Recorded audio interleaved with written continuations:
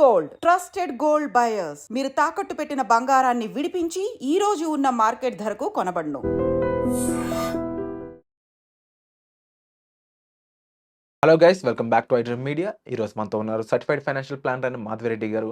ఇక new fund offers గురించి, latest మార్కెట్స్లో ఏమేమి ఉన్నాయి, దాంతోపాటుగా ఒక కొత్త రూల్ మీకోసం తీసుకొచ్చారని చెప్పేసి మాధవరెడ్డి గారు అయితే చెప్తా ఉన్నారు. ఆ రూల్ ఏంటి, అందులో ఇన్వెస్ట్ చేయడం వల్ల అంటే ఆ టైప్లో ఆ ప్యాటర్న్లో ఇన్వెస్ట్ చేయడం వల్ల ఎలాంటి బెనిఫిట్స్ మనం పొందుతాం, ఇవన్నీ కూడా తెలుసుకుందాం. వీడియో అయితే చివరి వరకు చూడండి. Hi ma'am. హలో అండి. సో ఫస్ట్ థింగ్, ఎన్ఎఫ్ఓలు కొత్తగా వచ్చాయి అవును. అండ్ ఆ లేటెస్ట్ అప్డేట్స్ ఏంటి?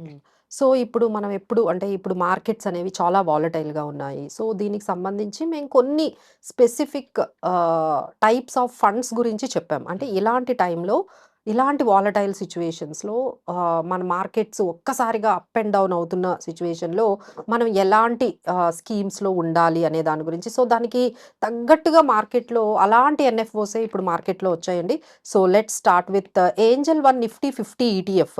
సో చాలామందికి ఈటీఎఫ్స్‌లో పెట్టడం అనేది చాలా ప్రాఫిటబుల్‌గా అనిపిస్తుంది. ఎందుకంటే మీరు ఎక్కువ రీసెర్చ్ చేయాల్సిన అవసరం లేదు. సో మార్కెట్‌కి తగ్గట్టుగా అవి రిటర్న్స్ ఇచ్చుకుంటూ వెళ్ళిపోతాయి. సో అది మనకి న్యూ ఎన్ఎఫ్ఓ స్టార్ట్ అయిందండి. సో అది మే 5 నుంచి మే 16 వరకు ఉంటుంది. ఏంజెల్ వన్ నిఫ్టీ 50 ఈటీఎఫ్.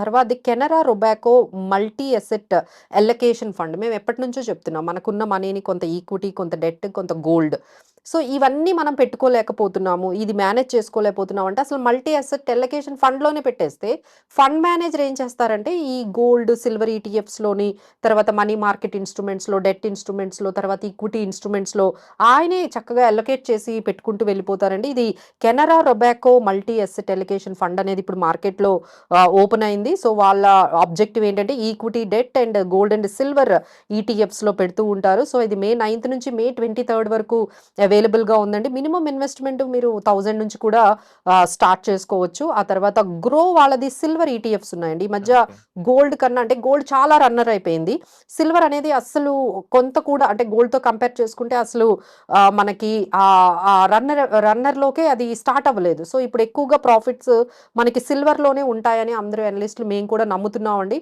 ఎందుకంటే సిల్వర్ గోల్డ్ రేషియో చూసుకుంటే ఇక ఇక్కడ నుంచి సిల్వరే పెరిగేటట్టుగా మనకు కనిపిస్తుంది. సో దానికి తగ్గట్టుగా సిల్వర్ ఈటీఎఫ్స్ అనేవి మార్కెట్లో అవైలబుల్గా ఉన్నాయండి. అది కూడా ఒక ఎన్ఎఫ్ఓ ఇప్పుడు మే 2 నుంచి మే 16 వరకు ఇందులో మినిమం 500 నుంచి కూడా మీరు పెట్టేసుకోవచ్చు. సో ఎవరైనా సిల్వర్ ఈటీఎఫ్స్లో పెట్టుకోవాలంటే ఇది చాలా బాగా ఉపయోగపడుతుందండి. అలానే ఐసిఐసిఐ ప్రుడెన్షియల్ క్వాలిటీ ఫండ్ అంటారు. అంటే చాలామందికి మంచి క్వాలిటీ స్టాక్స్ ఎలా సెలెక్ట్ చేసుకోవాలో తెలియదు. అంటే return on equity, return on capital employed, తర్వాత ఫైనాన్షియల్ లివరేజ్, క్యాష్ బ్యాలెన్స్, ఆ కంపెనీకి ఉన్న క్యాష్ బ్యాలెన్స్ బట్టి మనము సెలెక్ట్ చేసుకోవడం అనేది ఎంతవరకు సాధ్యం అంటే ఇట్ ఈస్ ఇంపాసిబుల్. ఎందుకంటే నిఫ్టీలో మనకి దాదాపుగా 1700 స్టాక్స్ ఉంటాయి. ఆ 1700 స్టాక్స్లో మనం ఫిల్టర్ చేయాలంటే అది చాలా కష్టం. సో వీళ్ళు ఏం చేస్తున్నారంటే ఫోకస్డ్గా ఆల్రెడీ ఒక 600 స్టాక్స్ని ఫిల్టర్ చేసేసి ఆ 600లోనే వీళ్ళు పెడుతూ ఉంటారు. అంటే అంత క్వాలిటీ చెక్ జరుగుతూ దాంట్లో ఇన్వెస్ట్మెంట్స్ అనేది ఫండ్ మేనేజర్ చేస్తూ ఉంటారండి. ఇది కూడా ఐసిఐసిఐ ప్రుడెన్షియల్ క్వాలిటీ ఫండ్ అని ఉంది. దీంట్లో మినిమం ఇన్వెస్ట్మెంట్ 5000 అనేది స్టార్ట్ అవుతుంది. సో ఇది కూడా మనకి అవైలబుల్గా ఉంది. సో వీళ్ళు ఫార్మా, సిమెంట్ అండ్ బ్యాంక్, రీటైల్లో పెడుతూ ఉంటారు. సో ఇది కూడా మనకి బాగానే మనకి పనికొస్తుంది. అలానే యూటీఐ మల్టీ క్యాప్ ఫండ్ కూడా మనకి మార్కెట్లో అవైలబుల్గా ఉందండి. సో దీస్ ఆర్ ఆల్ మనకి ఏంటంటే ఇప్పుడు నేను ఏమైతే చెప్తున్నాను అంటే చాలా అవైలబుల్గా ఉన్నాయి, but these are all very highlighted. మనకి సిల్వర్ ఈటీఎఫ్స్ కానీ, నిఫ్టీ ఈటీఎఫ్ కానీ, Canara Robeco multi asset allocation fund కానీ, లేకపోతే Groww silver ETF, ICICI Prudential quality fund, ఇవన్నీ కూడా ఇప్పుడు ఉన్న మార్కెట్కి సిచ్యువేషన్కి సరిపోతాయండి. అండ్ అలాగే ఇలాంటి ఫండ్ ఆఫర్స్ అయి ఉండొచ్చు, లేకపోతే రెగ్యులర్ ఇన్వెస్ట్మెంట్స్ అయి ఉండొచ్చు. ముఖ్యంగా ఇప్పుడున్న టైంలో అప్పర్ మిడిల్ క్లాస్ వాళ్ళ సంఖ్య పెరుగుతూ వస్తుంది. దీనికి main reason proper financial planning అని చెప్పొచ్చు. వీళ్ళకి కొత్త రకమైన ఇన్వెస్ట్మెంట్ ప్యాటర్న్స్ అనేవి మీరు ఎప్పుడు తీసుకొస్తూనే ఉన్నారు. సో ఒక లేటెస్ట్ ఇన్వెస్ట్మెంట్ ప్యాటర్న్ గురించి చెప్తారు. సో ఎవరైనా అంటే ఇప్పుడు ఈ మధ్య మనం చెప్తున్నాం కదా, ఈ స్కామ్స్ అనేవి ఎక్కువ అవుతూ ఉన్నాయని.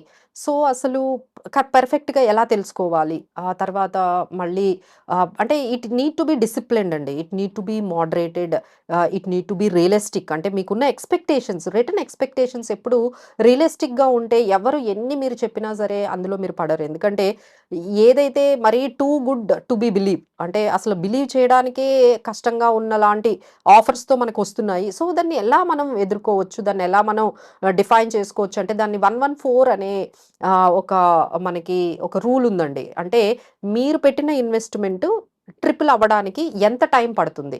ఓకే. ఓకే. సో, ఎగ్జాంపుల్ ఒక 30,00,000 మీరు పెట్టారనుకోండి. 90,00,000 అవ్వడానికి దాదాపుగా ఎంత టైం పడుతుంది? సో, ఎగ్జాంపుల్ మీరు ఒక 10% హ్మ్. కానీ మీరు తీసుకున్నారనుకోండి టైమ్. 10% టైం తీసుకుంటే 114 డివైడెడ్ బై 10 వేయండి. ఎంత టైం పడుతుంది? 11 ఇయర్స్. అంతే. 11 ఇయర్స్. సో, ఇలా మీరు తెలుసుకోవచ్చండి. అదే మీరు 12% ఓకే. నేను బాగా మేనేజ్ చేసుకుంటాను. నేను మినిమమ్ 12% అయితే నేను తెచ్చుకోగలను అని మీకు గాని అనిపిస్తే మీకెన్ని ఇయర్స్ పడుతుంది? 30,00,000, 90,00,000 అవ్వడానికి 9 ఇయర్స్ పడుతుంది. హ్మ్. 9.5 ఇయర్స్. అదే ఇంకొంచెం మీరు బెటర్‌గా కొంచెం స్ట్రాటజికల్‌గా ఉంటూ మీరు ఈక్విటీ మ్యూచువల్ ఫండ్స్‌లో ఇట్లాంటివి పెట్టుకుంటూ వెళ్తే మీకు 15% మీ రిటర్న్ కానీ ఎక్స్‌పెక్టెడ్ అయితే మీరు దాదాపుగా ఈ 30,00,000, 90,00,000 అవ్వడానికి జస్ట్ 7.5 ఇయర్స్, 7.6 ఇయర్స్ పడుతుంది. వావ్!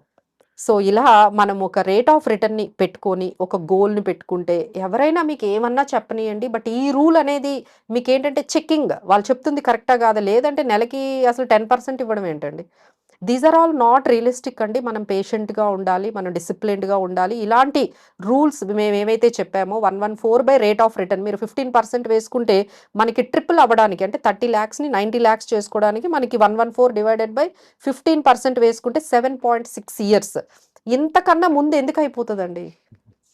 సో, అది కొంచెం ఆలోచించాలి. ఎవరైనా వచ్చి మీ దగ్గరకొచ్చి 1 ఇయర్‌లోనే మేము డబుల్ చేసేస్తాము. 1 ఇయర్‌లోనే 30,00,000 ₹1,00,00,000 అయిపోతది. ఇలాంటివన్నీ చెప్తే కానీ కొంచెం చెప్పినప్పుడు మనం ఇలాంటి రూల్స్ అన్నీ కొంచెం గుర్తుపెట్టుకొని ఇవన్నీ గూడా these are all pranks, these are all frauds, these are all ఏంటంటే మనల్ని అందులోకి ఈ ఫాస్ట్ అంటే ఇదంతా ఏంటంటే quick money.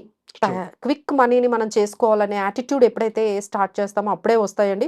So, quick money వద్దు. మనం డిసిప్లిన్డ్‌గా, పేషెంట్‌గా ఇప్పుడు మనం చెప్పిన రూల్స్ ప్రకారం ఎంత టైం పడుతుంది? ఈ పాటికే మీకు ఐడియా వచ్చుంటుంది. సో, ఈ ప్రకారం మీరు చేసుకొని వెళ్తే మనం సేఫ్‌గా మన వెల్త్‌ననేది క్రియేట్ చేసుకోవచ్చు. సో, విన్నారు కదండీ! ప్రాక్టికల్‌గా పాసిబుల్ అయ్యే విధానాలు ఏ విధంగా ఉంటాయనేది.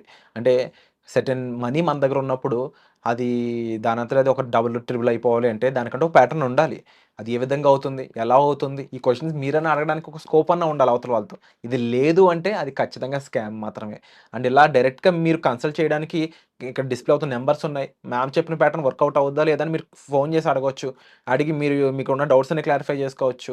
సో, వర్క్ అయ్యే విధానాలు అయ్యుండొచ్చు. ప్రాక్టికల్లీ పాసిబుల్ ఔట్‌కమ్స్ అయ్యుండొచ్చు. ఇవన్నీ కూడా మీకు విత్ ప్రూఫ్స్ వస్తాయి గానీ ఎటువంటి ప్రాపర్ ఇన్ఫర్మేషన్ లేకుండా ఒక మెసేజ్ ద్వారానో, ఒక టెలిగ్రామ్ నోటిఫికేషన్ ద్వారానో అయితే రావండి. దాని ద్వారా డబ్బులు డబుల్ అవ్వవు. ఉన్న డబ్బులు తీసుకెళ్ళిపోతాయి తప్ప. సో, మీకు అందుబాటులో ఉన్న సర్టిఫైడ్ ఫైనాన్షియల్ ప్లానర్‌లతో మేము ఇక్కడ ఎన్నో ఎపిసోడ్స్ చేస్తా ఉన్నాము. మీరు ఏ డౌట్ ఉన్నా ఫైనాన్షియల్‌గా వాళ్ళని వెళ్లి కలవచ్చు, మాట్లాడొచ్చు. సో, ఇటువంటి డౌట్స్ ఉన్నాయి. మీకు ప్రాక్టికల్‌గా ఫైనాన్షియల్ ఇన్వెస్ట్‌మెంట్, ఫైనాన్షియల్ ప్లానింగ్ గురించి తెలుసుకోవాలనుకున్నట్లయితే మీరు డైరెక్ట్‌గా సంప్రదించొచ్చు. దానికోసం నంబర్స్ కూడా ఇక్కడ డిస్‌ప్లే అవుతున్నాయి. సో, వచ్చే ఎపిసోడ్‌లో మళ్ళీ కలుద్దాం. ఈ ఎపిసోడ్‌పై మీ అభిప్రాయాన్ని తప్పకుండా కామెంట్స్ రూపంలో మాకు తెలియజేయండి. Thank you so much ma'am. Thank you.